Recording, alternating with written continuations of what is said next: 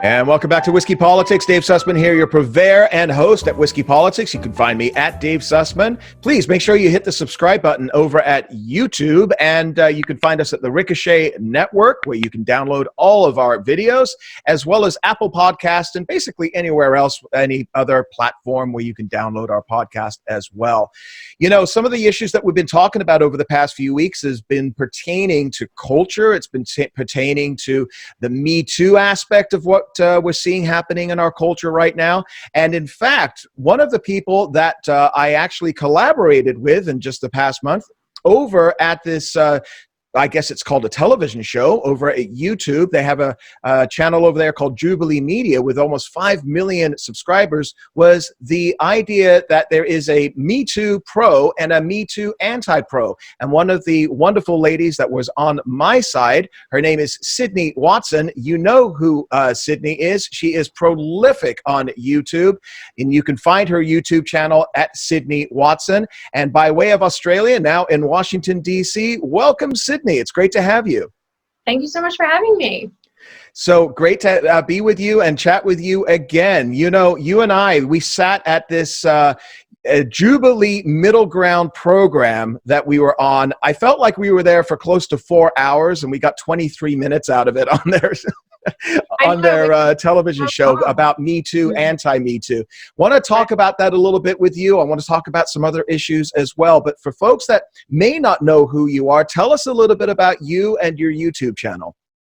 Well, I started my YouTube channel back in early 2018, and I did so because I was doing my journalism master at the time, and I just got really sick of all the leftist propaganda being thrown at us at school. So I thought, well, I guess I should start talking about these things. So, I mean, I think a lot of people think I planned to get into this. I kind of just fell into it for the most part. I had one video that I posted to Facebook that kind of went viral overnight, and it kind of just went from there. So I think I've been really fortunate to have such a really cool following and community around me. And we're basically just moderates to right-wingers who like to talk about social issues and the culture wars. I'm really lucky. I just want to make that clear. I'm so lucky with what I get to do. It's pretty cool.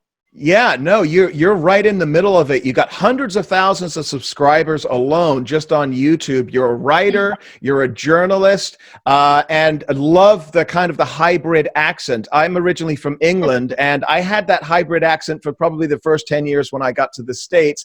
It's kind of evaporated unless you get a couple of whiskeys in me as well. But I love it, and I love listening to you know, some of the things that you are talking about as well. You're also a political commentator, and you know, some of the issues that you see in Australia, my cousins moved to Australia. I've been to Australia. I love Sydney. I'm one of the few people that's probably ever gone to Alice Springs, Australia, right in the middle of, you know, you can't get much more center than that as well. So I love Australia. What do you see as some of the similarities that are happening right now in Australia that you're also seeing happening right now in the United States? Morrison, Trump, and so on. Well, I think that for the most part, Australia has a very close correlation with Britain. So a lot of the crazy laws and the crazy legislation that's being passed in Britain is also happening in Australia. So that's where we differ completely. But as a general rule, I think America and Australia are incredibly different. And I think there's this prevailing attitude that we're sort of like siblings, where in reality, we're more like cousins. So that just comes through. And I mean, I think a lot of Aussies would probably agree with me on this. It comes through in the way that Americans say are very pro-freedom, very pro-Second Amendment, very pro, you know, actually having their safety in their own hands. They don't really want the government taking care of that. Whereas I've always argued that Aussies have this sort of perspective where they're more okay to give up their freedoms for a perceived sense of security from the government. So there's actually a lot of difference in the way that we sort of conceptualize life and what have you. In terms of social issues and the crap that's going on right now, excuse my language, no, we're very similar. We're very closely aligned. We have a lot of psycho-liberal things that are going on. And, you know, you bring up Scott Morrison. I don't know why people think he's like some equivalent of Trump. He's not. He's just basically like liberal light, so to speak, which is actually confusing because our right-wing party in Australia are called the Liberals. But I mean like liberal in the sense that he's, you know, he's left-wing but not. You know what I mean? You know, one of the things that I love about Australia, and I really wish there was some form of implementation that we could see here in the United States, is immigration in Australia is a meritocracy. I mean, you have to go through the ringer to be accepted as a legal immigrant in Australia. They're looking for people that are coming from specific skill sets and different jobs that they need. You must be an engineer or a psychologist or whatever it may be. Do you think that's something that could be replicated in the United States, and is the political climate there that could accept that? I think that America definitely could enact similar policies that Australia has. Again, I don't necessarily know if we're the country to emulate when it comes to immigration. I think maybe Poland might be your best bet. Yeah. But certainly I think a lot of people look at, say our point system, for example, and they say that that's something that's, working quite well in Australia. I feel like our immigration is a little out of control, but if you are taking it, like you said before, if it is a merit-based system, I think that you could absolutely have something like that here in America. But again, Australia is an island, and a lot of people forget that. So it's much harder to get to us. So that obviously has a massive impact on our immigration, whereas America is basically, well, it's not landlocked, but you know what I mean? There's neighboring countries surrounding it. So it's a little bit different, I think.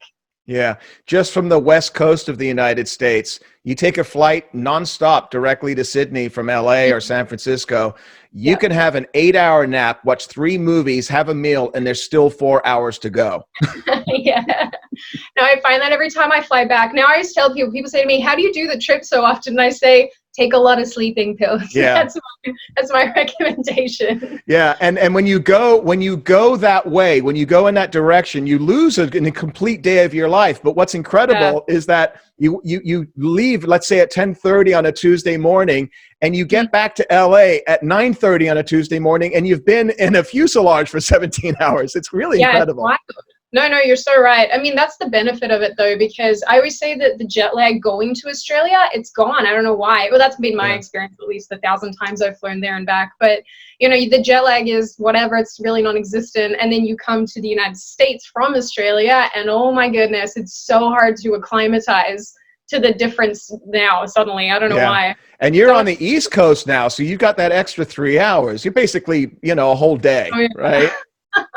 It's a long travel day, honestly. Like you do your 15, 14 hours in the plane from Australia to LA, and then you got another 6 hours or more if you have another stopover. It's a miserable trip, really. Yeah.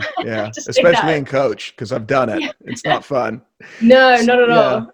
So Sydney, I wanted to talk to you about some of the cultural issues, because I think you're somewhat iconic, on YouTube, and you've got so many followers. And I watch your series. And first of all, congratulations on the success. And you're doing it in the right way. I love the quick edits. I love the little clips that you're putting in. I can learn a lot from you, because I do these long form discussions, and I try to put some things in, and we'll put some things in a little bit later here. But you do these, and it makes it so compelling. Tell me a little bit about how you started talking more about some of the cultural issues. The most recent one that you have up is regarding destroying innocence, the over-sexualization of children in the name of tolerance. And you're looking at this, and you're just shaking your head with what our kids are now being exposed to. Just before we get into that specific subject, how did you decide that these are the types of issues that you wanted to focus on? Well, when I initially started my channel, I really wanted to start talking about the legislation and the things that were affecting Australians. And then what I found is that, there's experts on that. I'm not an expert at law. Let me just make that clear. And so what I found was that the more that I sort of got into the space, the more that I watched and listened and observed what other people were doing, what they were talking about, what I found was that there are all these unexplored topics that actually are very concerning to people, that genuinely affect them in everyday life, that aren't getting any coverage. So like a lot of what I talk about is the feminism and the men's rights, and issues that uniquely affect men, because again, there's a couple voices touching on it, and they're wonderful people, but there really aren't so many so that it's actually ending up as like a mainstream argument, so to speak. So that's basically what prompted me. As in terms of my editing, I'm so touched that you say that, because sometimes, I get these comments where people say, there's too many quick cuts, what are you doing? And I think, oh my goodness, I'm so sorry. But I feel like that editing style, at least for me, I love watching people who do it. So I guess that's just become sort of a part and parcel of the way that I edit. So sorry, anyone who thinks there's too many cuts. Sorry about that. Well, no, I love it, because it's, listen, I think my behavior watching content has changed dramatically just in the past year, Mm. I mean, forget about 5 and 10 years. I get most of my content now from streaming. It's all streaming. I cut the cord 7, 8 years ago now. But YouTube is a predominant, amount of what I watch. And channels like yours, you can get these quick little tidbits. I'm an old fuddy-duddy, right? I'm going to have these long-form discussions, but you want to get a quick 15, 20-minute thing in, and the quick clips within it, it's perfect for somebody like me with ADD. And so I think it's very, very compelling, but it is the issues that you're talking about which makes it so interesting.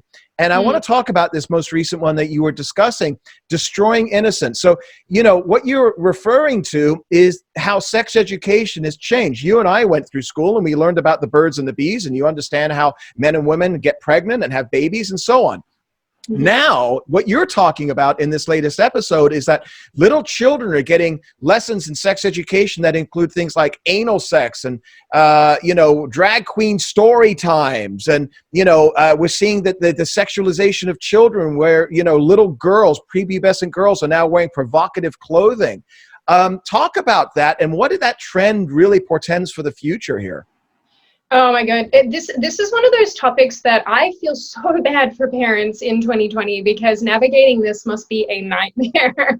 I mean, I think that, sort of my generation was one of the last ones where we actually had that, childhood window, whereas now, and actually I put a clip of this in the video that you're talking about, an expert was discussing this and he said that middle childhood between sort of 8 to 12 is just shrinking. And it's just shrinking so rapidly because we are introducing all these hyper-sexualized, hyper-adult concepts to children and forcing these ideas on them. They're just, when it comes to their age, it's just super inappropriate. I mean, I'm not some prude that's over here saying never let your kids, have any exposure to sexual ideas or sexual content. But I think the age at which that happens is incredibly important in determining whether or not they respond to it in the way that they should. I mean, that's how a lot of these inappropriate sexual behaviors come to pass as well, and how kids end up with some serious trauma actually out of it. And I think that a lot of people don't understand that. So I think when it comes to things like the drag queen story time, yeah, I'm sure there's like a really great sentiment behind that. But, the road to hell is paved with good intentions, as the saying goes. So I look at this and I just think we're going to have a whole generation of kids that are super messed up. I don't know if I'm alone in that. I don't know if you would agree with that, but I certainly think just from where we're heading, it's going to be dicey going forward. I tell you, one of the areas that really does concern me, and I am a father. I've got 2 sons. One's in college, and the other is at the beginning of high school. So, I thank goodness that they didn't get this. And I happen to be in a very good school district. I'm one of the lucky ones. But the fact is that we have these discussions over the past few years that my kids we didn't have 10 years ago when they were growing up themselves or younger kids. Gender fluidity, for example. I mean, the whole idea that Sydney, that they're telling, and you talk about this in your video, that they're telling kids that just because you have a certain genitalia doesn't mean that you are that gender. I'm looking at that going, my God, what are they doing to our kids here? What is that lesson? I get it from the standpoint of being tolerant. And I don't want to be bigoted. I don't want my kids to be bigoted. We're not bigoted. I accept anybody for who they are and what they want to be. But when you're 6, 7, 8, 9 years old, you don't have your brain hasn't been formed yet to decide such incredible decisions. You can't even decide what you want for lunch, never mind what you want to be the rest of your life. Right. I mean, kids are so impressionable too. And I think that, that's what usually when I make my content, I try very hard to make everything entirely fact-based. And so, if I have an opinion that I can't substantiate, I'm like, hey, I can't back this up, but this is what I personally think. But when I was researching for this video and I was looking into the suggestibility of children and how easy it is to tell them things or to change their opinions or to change their memories even, that's why it's really questionable using children as witnesses in court cases and things. And that's a whole area of research in and of itself. You would think that these sort of ideas, the fact that we can tell kids what to think and how to feel and all that sort of stuff, you would think that we would be taking that on board and thinking, maybe this stuff is not so appropriate for them, considering that we can so easily direct them. I mean, the thing is that when you look at the transgender issue, and again, there will be a portion of children who are transgender who will, transition later in life. I don't dispute that. I don't think anyone disputes that. But the majority of them will not. So my thing is always, why are you teaching this to itty bitty little children who are going to internalize this, take this on board, take that suggestibility, and then think, yes, I can indeed be a boy today, mom. Look at me. It's just, for me at least, I grew up in a time, and you did too, where you could dress like a little boy or a little girl, and literally no one thought anything of it. They were just like, that's just a kid being a kid. Kids do that. Yeah. Kids do whatever they feel like most of the time, but you weren't told that then you could transition. I think that's where the issues are arising from a lot of this. Yeah, yeah. Just a quick anecdote. We had one of those Sadie Hawkins type dances in 9th grade. I dressed up as a girl. Now, not to age myself, but this was in the 80s, so I was wearing the big shoulder pads and the whole thing. And I put a couple of acorns, because I was up in the mountains, in my bra. And I had dudes picking up on me. So I would be a hot girl. You made a pretty girl. That's awesome. I'd be a pretty girl. Maybe not now, but back in high school days. Yeah. Yeah. I had brothers growing up. My brother, who's closest in age, he and I were thick as thieves. I straight up, all of my photos from probably about 3 to 7 are me just dressing in his clothes, following him around. I wanted to be him. And my mom actually said to me recently, Sydney, if we were parents in today's day and age, we would have been told that you were in fact transgender, because I hate to admit it, that there are pictures of me trying to go to the bathroom like my brother. It's all very embarrassing. Wow. But I wanted to be him come hell or high water. And look, here I am now, a fully fledged female. It's a nice So time. did you consider yourself more of like a Tommy boy? What were you like then? Oh yeah, no, I was like into climbing trees. I wanted to be my brother. I wanted Tomboy, not Tommy Boy. That's the Chris Farley movie. I wanted to climb the trees. I wanted to dig the holes. I was into the stereotypical quote unquote boy stuff. Yeah. Just because that was my influence. I grew up on a property, like a big property. We were always outside. I was always riding horses. And so all of my influences were fairly masculine, which is why a lot of people say things like, Sydney, why do you like playing video games and whatnot? And I'm like, well, when you have brothers that wish they had a brother, generally they make you do things, and play video games and stuff. And they want to replace that brother element with you. Yeah. Yeah. It's interesting because you brought up that point, and I think that's really pertinent to today, because what if you were a tomboy in 2020 at the age of 7 years old?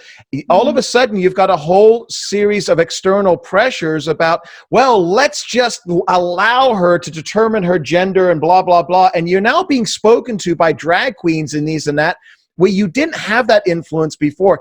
Are you concerned that may influence a younger Sydney to maybe think about things that she wasn't even thinking about before, to consider for herself?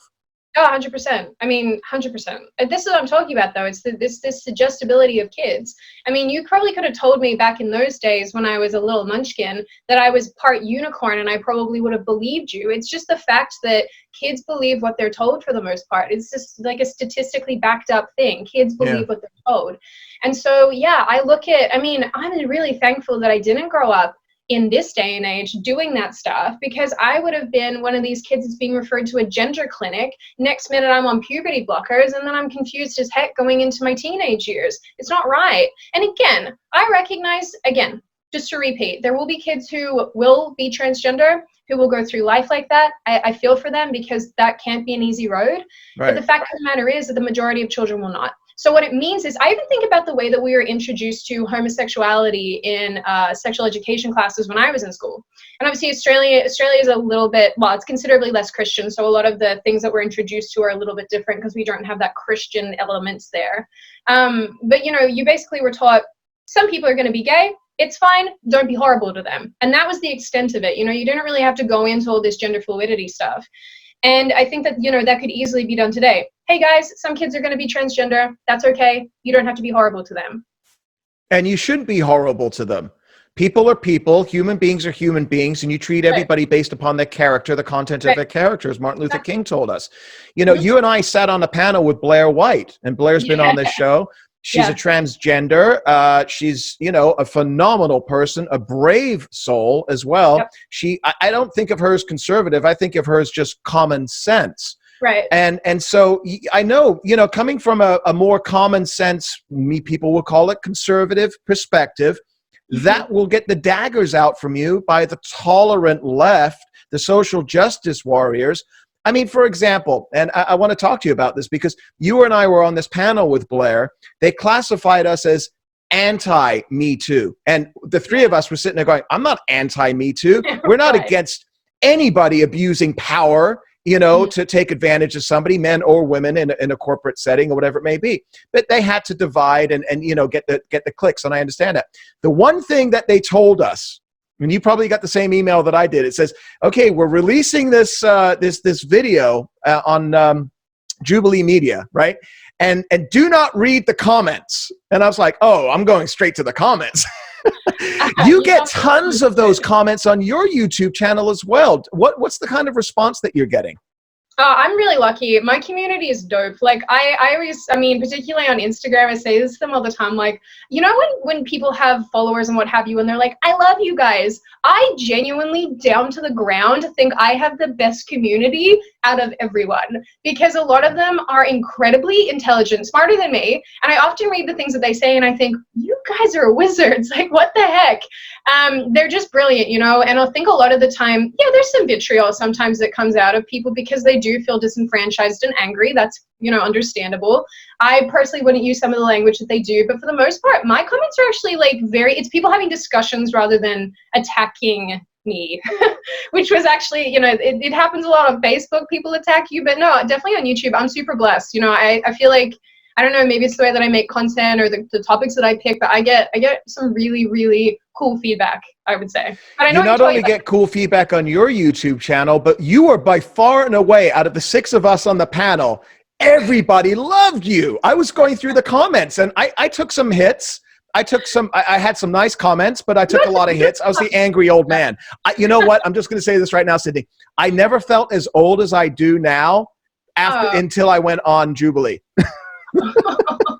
Why? Why do you say that? Because I didn't realize how young so many of these people are. And I look at somebody and I don't see their age. If you're a young man or woman in your 20s and we're having a discussion, I don't think of you as that age. But they looked at me as just this old guy. And, and I took some nice comments as well. But I was thinking to myself, and I actually kind of got a kick out of it because, the whole idea of you and I and Blaire, I think we overwhelmingly got the most positive responses because the 3 others on the other side, holy cow, the pro Me Too side, because you and I and Blaire, we came armed with facts, with actual history, with actual, knowledge, and it wasn't emotion based. It's fact based. How much of what you're seeing on social media and YouTube is based upon that emotion? Oh, well, I think a lot of it is, especially on Twitter. I don't know about you. I love Twitter because it's like an adult playpen for people that are having too many feelings. Maybe they need to just dial that back a lot, But I don't know if you remember this, but when we walked into the Jubilee situation, something that, and I think this is really important for people to note, and I'm not even sure if I'm allowed to say this, but when we walked into that situation, do you remember the main producer said to us, talk from your feelings, from your experiences, rather than facts and stats. That's literally the generality of what she said. And it's like you're talking about now. We went into this, and I know all of us did, at least the 3 of us, you, me, and Blaire.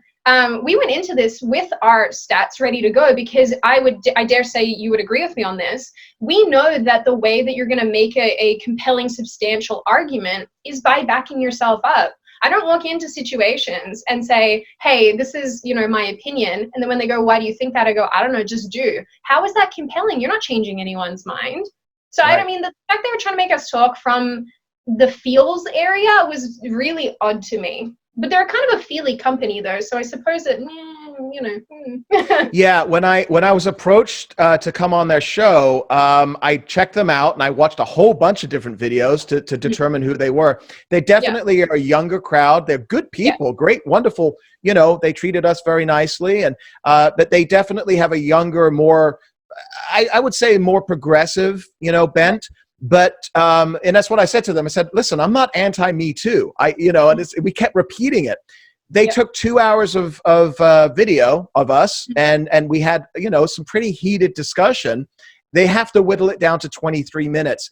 And one of the things that, I don't know about you, but I felt like there were some cuts that really didn't allow, at least for me personally, and I don't know if you felt this way, didn't allow the full impact of my point to come across. And there was a little bit of confusion, and you could see that in the comments. For example, there were two major things that I said. First of all, I was saying that the 1 in 4 statistic of college girls that are raped, right? This is an old statistic that came out in the 1980s. I think Us magazine, a feminist magazine, came up with it. And the feminists took that 1 in 4 statistic that college girls are raped, 1 in 4, 25%. And I said, that's been debunked. And if it was true, do you think any parent would ever allow their the girls to go to college? And I forget her name, Chelsea, the one with the glasses. Yeah, Chelsea. She came back at me. She says, she says, you're limiting women's economic mobility and all this. And I was like, no. And I tried to explain it, and all that was cut out. Did you feel that way? I felt like, and I think this is probably why I got the nicest amount of comments. I feel like I didn't even really do that much talking on the day. So the main points that they took of mine were the few things that I actually said. Because I don't know if you agree, but I felt like the girl with the braids did an awful lot of talking and said not a whole lot. In fact, I feel like I was restraining myself the whole time thinking, do you have an off switch? And if so, can I press it? Because God knows that, look, she seemed like maybe she would probably be maybe a nice person outside of that environment, but certainly inside of it, whoo, Lord, oh, Lord. Do you agree with that? Did you find that sentiment as well? She just did a lot of talking because they cut out a lot of and unfortunately, they opened it. The way they cut and edited it, it was me getting kind of a little bit angry. I wasn't angry. I'm very much, I have a voice. You're a loud talker. You're a loud talker. Right? I'm a loud talker. But I have a voice, and that's my voice. And they started with my voice at its most aggressive at the very beginning. She said to me, I said, what was the discussion point? I said, if I get, falsely accused of anything sexual, some kind of rape or something like this, I'm ruined. I lose my life. I lose my job. I lose my boys, my family. And she immediately comes back and says, that doesn't happen. And I immediately come and says, it absolutely happens. And it was like the music, it was like, it was like, all she needs to say is, he sexually assaulted me. He did something. And then it's he said, she said, and I lose my job. I lose my income. I can no longer support my boys. That does not happen. It absolutely happens. Oh my God, they're totally. They have to drag people in to make them watch it though. And I feel like the fact that, that was obviously the most commented on part of the entire episode that we did, because people were so taken aback by that. And I think the thing is that discussion could have been considerably better had the opposition had been been more representative of that viewpoint. I don't think that they did particularly well casting that. I think on our side, and like you said, none of us are anti-Me Too. The sentiment behind Me Too, we're anti the execution. But I think that they've done a little bit better in picking the other side of that. I think it actually would have been a considerably better episode. Although I did notice a lot of people saying that it was their favorite, and I don't know, maybe that's just because they had the three of us and now we're the dream team. I don't know, but it was you and Blaire. It was you and Blaire. You guys, there was so many people going, oh my God, Sydney and Blaire in the same episode. I've died and gone to heaven. You girls are really popular on YouTube. Fantastic. And I don't say girls in any kind of disparaging way, by the way. Yeah, it's so good. Do I look sensitive? Dave, I have to qualify everything now. All right. No, actually, it's funny that you bring that up. I had an experience over the weekend where I came into contact with someone who kept saying to me, I don't want to get Me Too'd to me. And I'm like, what? I don't understand. Like, what do you mean? And we were just chatting. We were out for drinks with some friends and things. And I was so taken aback by that. And it was really the first time that I'd physically come into contact with a man who was putting up very obvious barriers between him and me as a female, because he was so worried about anything potentially happening in this environment where there's alcohol and people hanging out and whatnot. It was bizarre. So the fact you're saying this, now that I've had a real life experience of someone freaking out to me as a female because I'm a female, oh my goodness. Like, now I have so much more respect for why people feel this way. If you think about it, you saw verbal and audio cues there, right? Oh, yeah. Think about the people that you don't get any cues from in any way, that I'm just going to silently not engage because I don't want anything in any way misconstrued. 100%. And so my issue with all of this, and you and I and Blaire, I think we're all in agreement on this, is that the idea of Me Too was a good idea. We do not want anybody to abuse power in a power relationship, a Weinstein or whatever it may be. And those people should all be held accountable.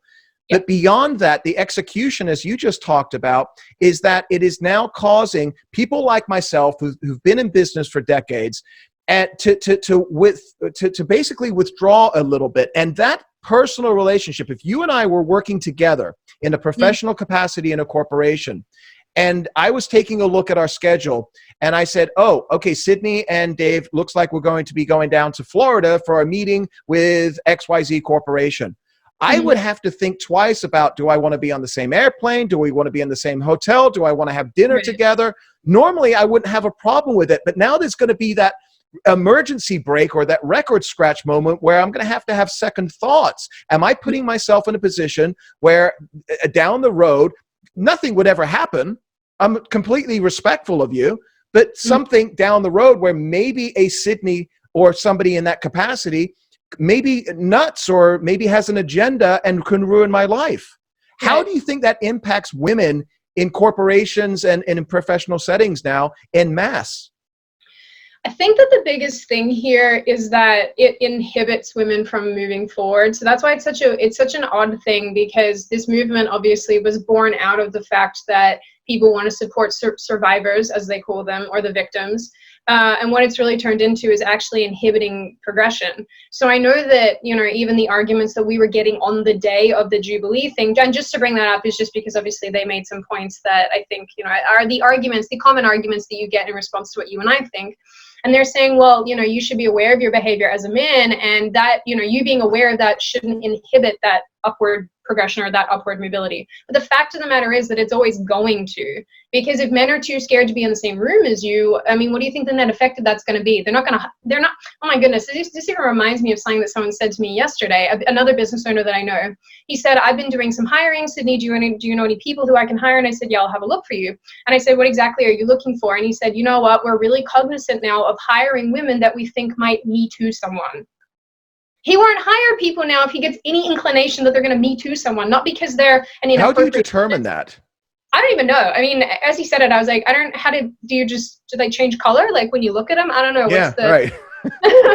But it really occurred to me, and I thought, how sad. How sad is it that now we're at this sort of injunction where people can't do particular things because they feel as though they're going to end up being negatively impacted by women? I hate that, because as a woman, don't get me wrong, there have been some situations where men have acted very inappropriately towards me, but I think that's more that they're a piece of, you know what, rather than the fact that it's a masculine thing or a, you know, toxic masculinity thing. So at the end of the day, I don't know how to ameliorate any of this. I mean, I don't have the answers by any stretch of the imagination, but I certainly know that the way they were going about things is not helpful. It isn't helpful, and it isn't helpful for women particularly, because I mean, we're just getting to the point, and people want to hear their own narrative. And this is one of the things, and kind of the last point on this whole Jubilee video that we did, is that, you know, people hear what they want to hear. You know, the worst phraseology I think that has come out of the past couple of years is "my truth." Yeah. Right? Oh, it's so cringe. Yeah, and it's like, okay, your truth doesn't make it true. Your truth is your perception. It's your feelings. Don't, you know, but they're letting their feelings get in the way of facts. And I'll give you another quick example for a minute. You know, one of the biggest issues that I came guns blaring, apparently, according to some folks in the comment section, was that I was stating to the point that men like myself, we're not, you know, don't have millions of dollars in the bank, okay? And how do we defend ourselves while like a Louis C.K. or, you know, a big name actor, a Weinstein or whatever, somebody powerful can defend themselves against spurless or false charges? Somebody like myself, somebody that could, you know, is maybe earning 50, 60, 100,000 a year. And I think I said this because a lot of people took exception to it. If we're falsely accused, we lose our jobs, we lose, you know, potentially our family and our reputation, and we don't have the wherewithal financially to defend ourselves legally. You know, $100,000 in California or Washington, D.C., it sounds like a lot of money. It's not when you're raising a family after taxes, blah, blah, blah. But people heard that, oh, this guy's thinking that if you're earning 100 grand a year, that's nothing. How wealthy is he? He should be sued. He's probably got a lot of skeletons in his closet. That's their truth.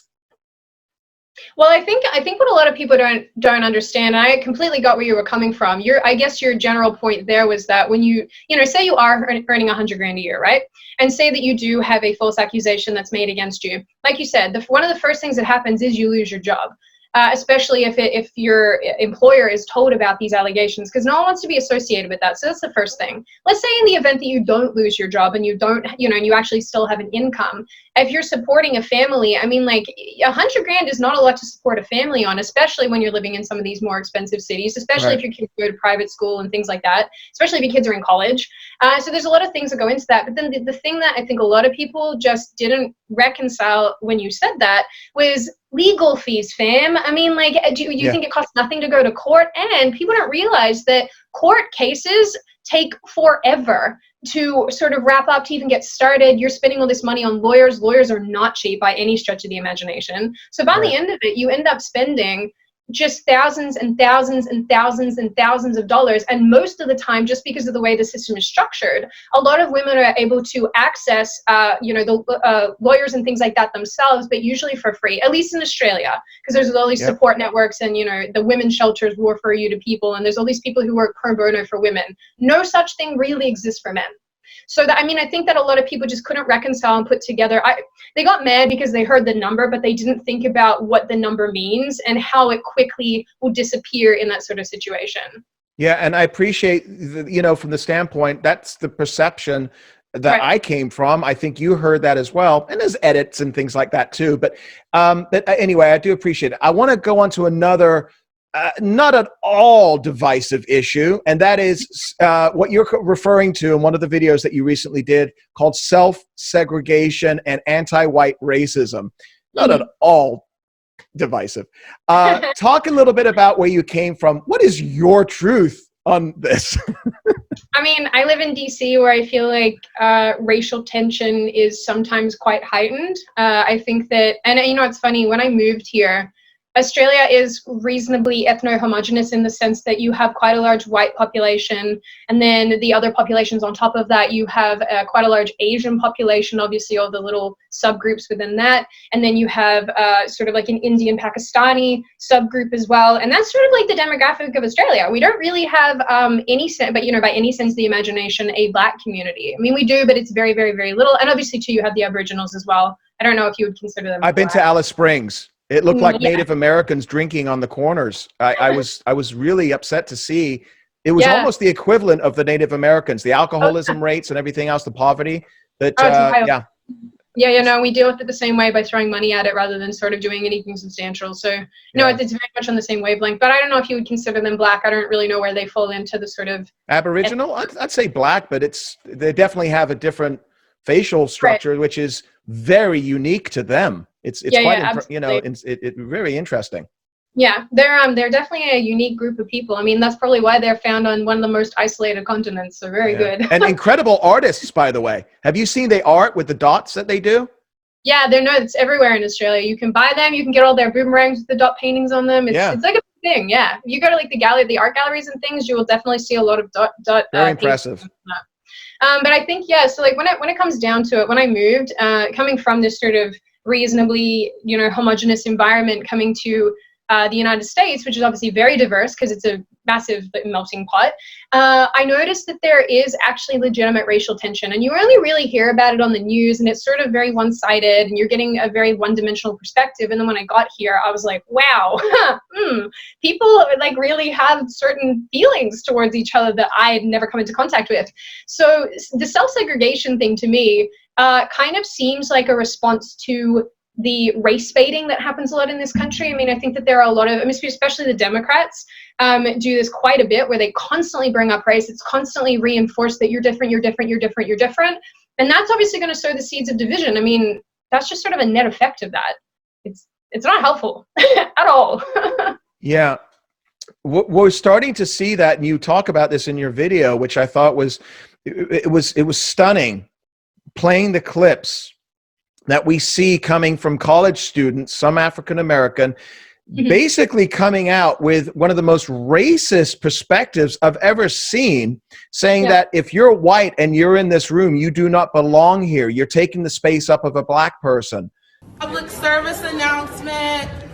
Excuse me. If y'all didn't know, this is the MSC, and frankly, there's just too many white people in here, and this is a space for people of color. So just be really cognizant of the space that you're taking up, because it does make some of us POCs uncomfortable when we see too many white people in here. It's only been open for 4 days, and frankly, there's the whole university for a lot of y'all to be at, and there's very few spaces for us. So keep that in mind. Thank you.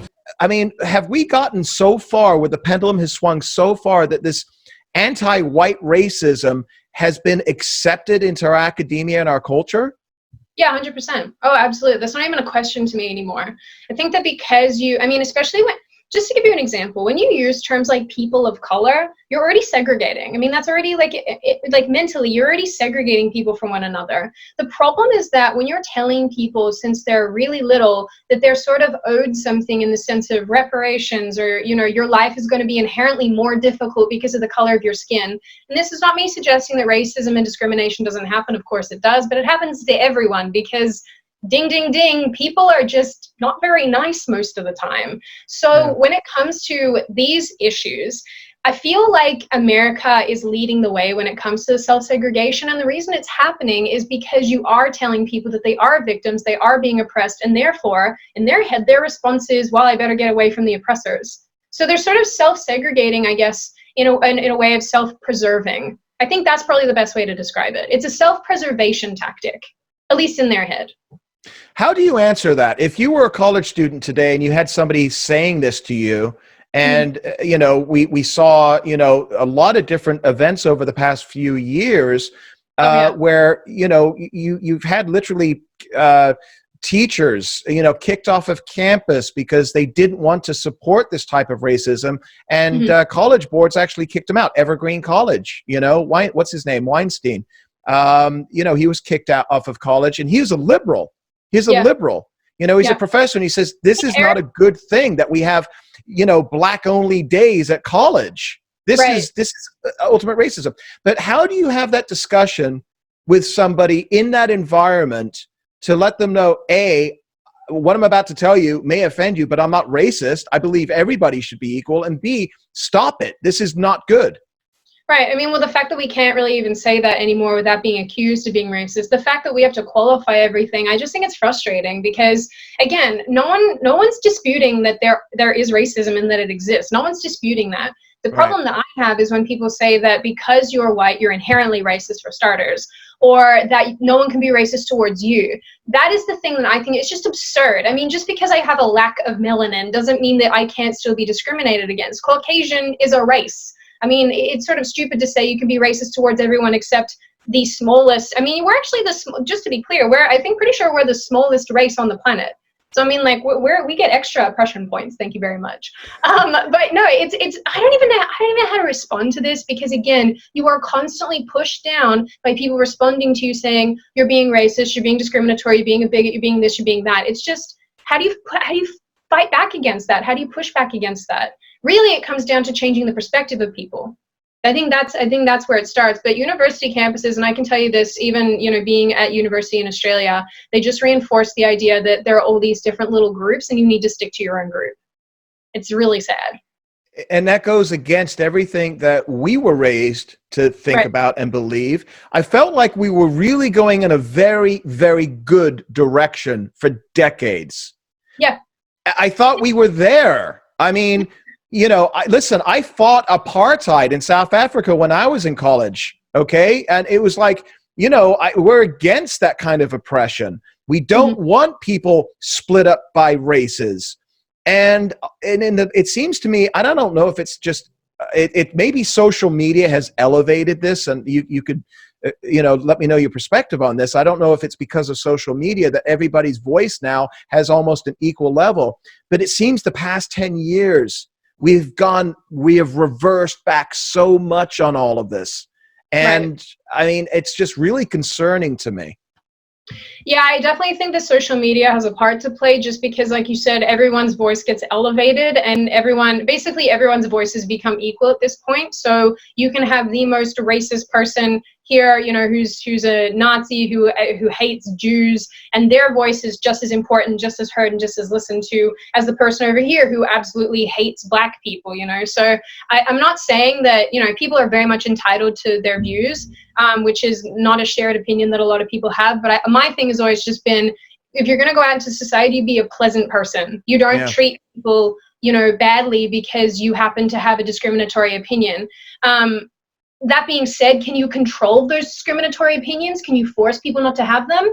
I don't think so. And I think that's probably what's making some of this worse, is you're telling people what to think constantly. Whereas if you just leave people alone, I feel like they work it out quite well on their own, So social media is highlighting and exacerbating this, because also too, again, I bring up Twitter, the adult playpen, where people just get to consistently abuse one another and be horrible and basically highlight vitriol. And it's problematic going forward. I'm not saying that people are entitled to their opinions as far as I'm concerned. You just don't have the right to abuse others or to carry that viewpoint out into the public. I don't have the answers here. I just know that it's really disconcerting to me. Well, you may not have the answers. I don't think anybody that does, and probably you should be wary of anybody that claims to have a hold on that. But at the same time, you're carrying on the conversation. And tell everybody where they can find you, YouTube and Twitter as well, and any other places that you're writing. Yeah, no, I mean, I'm like you said, I'm all over YouTube. So just Sydney Watson, but my handles are different everywhere because apparently there's lots of Sydney Watsons. It's news to me. But I'm on Twitter as well. It's Sydney L. Watson. And also on Instagram, it's Sydney Watson __, because I like the fact that I have a 16-year-old handle there. Thank you. Nice. And you are verified on YouTube, which is not easy to get. I think that's even harder to get than Twitter.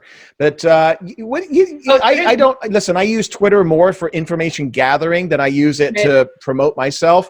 I'm trying more and more, but it's listen, it's what it is. I find it cancerous, quite frankly. I feel like people are flinging mud at each other in a way that they would never do in person, right on Twitter.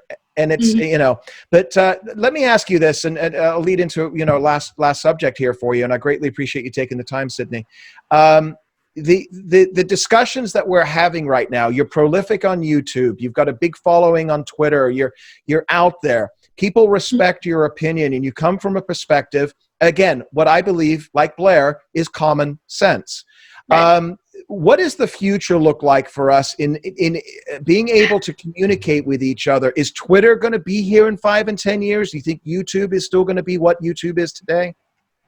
It's such a hard question, because how everyone says, oh, the market will work it out. I don't really know if that's going to be the case. I mean, look, probably it will be. Right now, I don't think so, just because these companies have the monopoly on basically everything internet related. I feel like YouTube will probably eventually do its dash and people will start switching off to it. However, whether that happens in the next 5 years, I don't know, but I think it will happen eventually. Twitter's just introduced a bunch more new policy changes that I feel like are just going to keep pushing people further and further away from the platform. That being said, not many people use Twitter as it is. I'm pretty sure some 3% of the population or the American population or something like that uses Twitter, which is not an awful lot. But I think eventually, I mean, it's like with anything. I mean, we had MySpace that got replaced by Facebook, and I'm sure Facebook will be replaced by something. It's just that none of the contenders right now are particularly good, in my opinion. Please don't shoot me for saying that. But I don't think any of them are viable when they're sort of butting up against these other platforms. But hey, I'm really hopeful that something will be, because it'd be nice to get away from these thought controllers, hey? Yeah, and I haven't read through all the new policy changes on Twitter, but I did read a report this week that a Trump supporter, a Republican, basically just bought majority share of Twitter. I saw that. I know. Maybe I'm wrong. Hey, maybe I'm wrong. Maybe the market will work it out. I think Twitter is important for news gathering.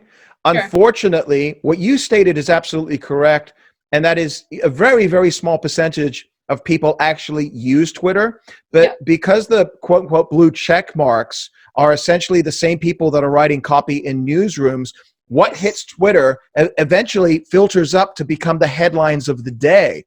Yep. So it has a very disproportionate level of importance in our culture. The few people use it, but somehow everybody gets information from Twitter because it's going to be reported on ABC or CNN later that night. That's what's most concerning to me. Yeah. When I moved to DC, people were saying to me, I'd go into sort of these environments or, into not even meetings, but sort of social spaces with other people who work in politics. Because obviously DC is the political epicenter. And a lot of people would say things to me like, so how many Twitter followers do you have? And a friend of mine told me it's because you have Twitter capital. And apparently that's very meaningful and has value and whatnot. So I guess me being a total jerk all the time on Twitter is quite useful because a lot of my tweets are pretty sarcastic and whatnot, just because I love to make fun of people. But apparently that's valuable, which blows my mind because I think about it and I just go, how arbitrary is this? Because you can be wiped off the platform tomorrow. Hey, listen, Twitter capital or social validation or whatever people want to call it, that is currency today. And I've learned that the hard way myself because I'm like, in many ways, this is my format, right? And I've got hundreds of interviews like this, and I do radio and this and that. I like to have a dialogue with people. I'm not a keyboard warrior, and I certainly I don't have the ability to convey everything that I feel about a certain issue in 120 or 240 characters. Now, there are people that can do that very, very well. And they have a tremendous amount of political or social media capital or social validation online. But here's the funny thing. I was working with a television network, and we brought people on all the time that had social capital or Twitter, validation. They've got millions of followers, and they're very popular. But you put them in a chair like you and I are having a discussion right now, and beyond talking in 240-letter clips, it's almost impossible to get a thought out of them, which is in any way articulate or a discussion. You and I have been talking, whatever the period of time it is right now, we can go on for hours because we've got a lot to say. That format for Twitter doesn't allow for that, but it rewards people that don't have that ability. And that's one of the things that I'm a little uncomfortable with, and I don't see that as a future, but I've been proven wrong because they're going 10 years strong. Right. You have to straddle sort of both worlds. You have to have a foot in both worlds. You have to be able to articulate your viewpoints. And again, you're basically right. What you're saying is that, and you say this with people like David Hogg, for example, who, oh my goodness, I don't know why anybody would give him a platform. The 2A kid. He has 1 million followers. He got into Harvard because of that. I know, it's wild, but he has 1 million followers on Twitter, and half the stuff that he says, I just think, who wrote this? Like, who is tying your shoelaces? He's just saying this garbage that just gets a lot of clicks and likes and interest and whatnot. And I actually noticed that a lot of people on the right do it. They say these basic statements like, I support the Second Amendment, which great, that's awesome, so do I. But then it gets, hundreds of thousands of likes and retweets, and they're just saying something very simplistic that people agree with, and that's basically the Twitter formula. I'm over here, I feel like, just being a jerk to everyone, and I don't know how helpful or useful that is, but it's really fun. But you have to have both. You have to be able to work. I think there's a certain, this is going to sound sexist, so tell me if it is, and I could be me too. I think there's a certain double standard where a white guy, privileged, apparently I'm privileged now, I looked at the comments from the Jubilee, a white guy saying certain things, and I'm going to be lambasted. A very pretty lady saying these things, there's a certain edge that's taken off, and you get a lot more fans and followers, especially from guys in their basements, that are just going to applaud everything that is said by a nice, pretty young lady. Yeah, see, I disagree with that because I feel like there's a lot of men out there, and and obviously, like, you and I get on really well. I don't want anyone to think that this is us going with each other, because it's not. I just disagree in the sense that people say this to me all the time. Sydney, you wouldn't be getting ahead if you didn't look the way that you look, and maybe there's some truth to that, but I feel like that's just the age-old thing. People who are okay looking, maybe have more success. Actually, no, this is statistically proven. People who are better looking get better jobs, or, are able to, have better salaries and things. People like pretty people. But I'll say this much, and I made a joke about this recently, and a lot of my followers came back and they said, Sid, I stay, like, I came for your face. That's really bad terminology. I came to you for your face. I stay for the content. Yes. So I feel like maybe it opens a door. And I mean, I'm not over here saying that, you know, attractive women can't open doors for themselves. Certainly it does. But I mean, they wouldn't stick around if, you know, you don't have something useful to say. You got to back it up with substance. Yeah, 100%. Yeah, You've got to 100%. back it up, and you have that substance, and you have more than substance. The issues that you're talking about, we only just touched upon a couple, three here today, but the issues that you're talking about are really important because culture is changing in such a profound way. And Right. these discussions that you and I are having right now, we're not seeing this in the mainstream media. What the Right. media are doing, whether it's all Western media, Australia, in England, throughout Europe, and of course in the United States and Canada, is that they are determining what is acceptable, what isn't acceptable, and they're basically smashing their values down their viewership's throat, foie gras style. Okay, one of my friends, his daughter is on a very popular show called Modern Family. Little Aubrey Emmons. I don't know if you watched the television show. She's done really, really well. She's been on that show for 10, 11 years. You know, when that show first came out, they were dealing with homosexuality in a way. There was men, you know, married to men or whatever. And I don't have an issue with that. I have zero problem with it whatsoever. But Right. it was the way that they were basically pushing that down America's throat that a lot of people that I know had problem with. They don't have a problem with homosexuality or being gay. That wasn't the issue. It was that Hollywood's values were being forced upon other people. And so these discussions that you and I are having right now, where you're talking about the sexuality of children or, you know, the reverse racism or whatever it is, we have to have this dialogue because Right. I can't do that on 240 characters and fight back. It's just, there's too much nuance. There's too many gray areas. And Right. we have to have this dialogue for people to wake up and say, your viewers on YouTube to say, wow, I've never seen it from that perspective before. Yeah, she has a point. And it allows them to think differently. Yeah, well, that's it. I mean, even I was at an event recently, and this is probably the coolest thing that's happened to me since I started doing all of this, but I was at this event, and one of the CNN insiders who gave information to Project Veritas basically pulled me aside and said, hey, Sydney, I watch your content, and you're, you know, one of the people who basically helped me do what I've done now insofar as helping Project Veritas, who are independent journalists for people who don't know. They're very cool. They do a lot of very, very interesting, awesome stuff in exposing the media. But and he was super sweet, and I was so touched, and I'm standing there thinking, good Lord, like I mean, I sit in my, you know, room, I make videos, I, you know, try my best to obviously present ideas to people in a way they might not have heard before, or in a way that gives them the ability to go out and to express those opinions to other people. You know, if they share the same viewpoint, they can back it up with the data that I provided, things like that, or they go do their own research, which is awesome as well.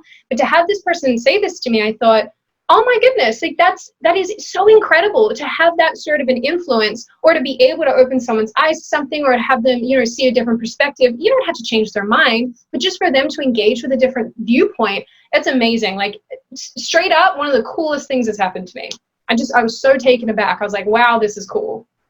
Yeah, it's fantastic, and it really is important. Okay, greatly appreciate you taking the time, Sydney. Tell us other projects that you're currently working on right now. Any stories, any new videos that we should be looking out for? Oh, I have a whole list of new videos. I don't want to spoil anything, but I'm looking to cover the whole ban now that's happening on transgender athletes, because that's basically coming out. You know, every action has a opposite reaction, so to speak. So that's on the cards. I want to talk about how the future is disabled, that talking point that comes out of the left, and how masculine language has been banned in workspaces, which is a super interesting one that's been, you know, gaining momentum. A lot of people have been sending me things that they've, you know, from workplace training and whatnot, that they've had in their workplaces where they're not allowed to. And I think you should get on this, Dave. I think it would be of interest to you, how they're banning masculine language. It's wild. But yeah, those are the sort of things I have on the cards. Nothing. I can't tell you all of them because the list is too long. You're providing great content, and everybody, you know, you've got her Twitter handle, you got her Skype, her YouTube handle. Check it out. Go subscribe to her, Sydney Watson. She's fantastic, articulate, and I'm telling you right now, her videos just fly by the way that you have edited them, put in a lot of information. How long does it take you to edit one of those videos? There's just so much information in there. Well, yeah, again, with the researching element, so that might take me, it sort of depends. Sometimes they're very hard because I'm trying so hard to find, again, like that sort of middle ground where I can provide both sides of the coin to give people a very holistic view of an issue, even if I myself am biased towards one side. So usually the researching element will take somewhere in the realm of maybe a day or two. Yeah. And that's obviously scripting because I want it to be very clear. Nobody can just sit down and talk. It's very difficult. If someone could, you're a wizard. You have my utmost respect. I personally cannot. So I do script my videos. Obviously what's said is usually a little bit different because I'm not a freak that can just remember things off the top of my head. So usually, yeah, so we're looking sort of in the realm of like a day and a half to 2 days to script. Then filming can take anywhere up to 3 hours because I really have I have a specific way of filming and editing together. And then the editing itself, oh, Lord, sometimes might take me 2 days. Sometimes, if I'm particularly quick, and I'm getting much quicker at it, I can smash it out in maybe 12 to 15 hours. I mean, there's a number of days work that goes into a video. Yeah. That's the best part of a week. I mean, that's, oh, yeah. and you could see it. You could see the way that it's, and I got to tell you, I mean, some of the most prolific YouTubers that are out there, they get content out. It's fantastic. And you think about it, there's so much information, there's so much video that's in there or pictures or what it is that you're saying. And you know that it wasn't just off the top of their head. And so people value that. And that's why you're so popular. So continue doing what you're doing, Sydney, and congratulations on your success. Love to have you back on again down the road on some of these other issues as well. And we'll put a link up for the YouTube video for Jubilee's Middle Ground, where Sydney, Blaire White, and I stand strong against the social justice left. So. Yeah, we did. No, I'm so touched by what you're saying because I get sometimes negative feedback about my videos, and obviously hearing this it's really nice. So I very much appreciate it. I very much appreciate you having me on. And yes, I hope people go and watch our Jubilee video and leave some nice comments about you because you were a champ on the day. A lot less than you. You were the winner. In fact, I said that to Blaire recently. I was like, Sydney killed it. She absolutely killed it in the comments. I think it's because I cried at the end. I think and again, I was so taken aback by how I'm not an emotional person at all. In fact, I think a lot of the time my followers will call me kind of heartless because I just don't approach things at all from feeling. And you were standing there, and I was going to say this before. I really wish that you'd come down and sat with us when we were asked that question towards the end there about who'd experienced sort of sexual assault and if you'd had personal experiences with the MeToo movement. Because again, and I know there was a couple comments that said this, but your experience definitely lines up with, what we'd been through.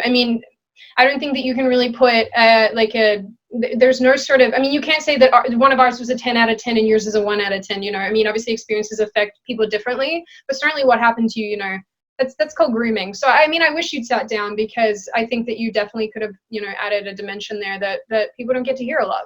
But yeah, I appreciate that, Sydney. I was in two minds, and I think a part of me there was a chivalrous element.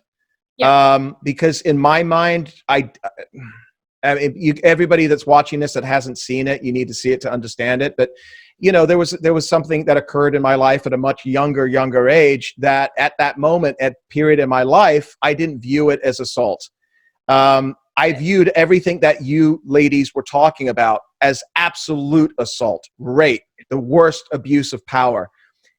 Now, as grown adult and a father of sons, I take a look at what I went through in that time, and I would absolutely be incredulous. I'd be mortified if one of my sons went through it. Right. But at the time when I was, at that age, without getting into too much detail, I thought it was okay. I was fine with it. I kind of enjoyed it to a certain extent, although I felt it was wrong and it was creepy. But I didn't feel it was at that level. And I appreciate what you're saying, and I saw some of those comments as well. And it was in that moment that I made that decision, and I felt like I really should just let the ladies have their, and some of the things that you talked about, some of the other experiences that I heard, in my mind, so far more egregious. And so in retrospect, I'm glad I didn't, but at least I had a few minutes to talk about it. Yeah, no, I'm glad that you did, because I think that your experiences are mirrored by a lot of men out there. And certainly, a lot of the comments that I read on that video did basically reflect what you were talking about. And it's very common. I mean, your experience is actually exceedingly common, especially with, you know, young men. So, I mean, I completely understand why you didn't. I just think it's a good story to tell, because again, it gives other men out there the space to come forward as well. I mean, that's what the whole MeToo movement is about, right? Like empowering victims and what have you. And a lot of men are victims, don't think they're victims, and the things that happen to them absolutely deserve airtime. And I mean, I guess my point here is people, I think, were nice to me because I cried at the end. And, you know, I was super jet lagged. I just flown back from Australia the day before. But, you know, maybe if you sat down and cried too, you would have had some nice comments as well. Oh, my goodness. You know what's really sad is that I don't cry much, but show me the last scene of the movie Rudy, and I'm just a blubbering fool. I'm like that with this movie called About Time. I've seen it 1,000 times. Every time I get to the end, I bawl like a small child. It's terrible. Yeah. It's I definitely, movies are the only thing that pretty much jerks at my father passing, obviously, but yeah, I get it. Well, listen, Sydney, this was lovely. You're an amazing, powerful voice. Please continue doing what you're doing. You're only going to grow bigger. Everybody, please subscribe to Sydney Watson. Find her on YouTube and on Twitter.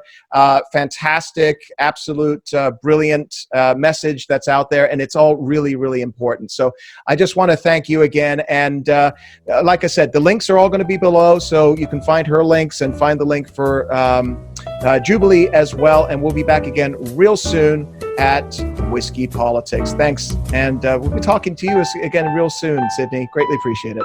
Well, thank you for having me. Cheers, Awesome. everybody. Bye-bye.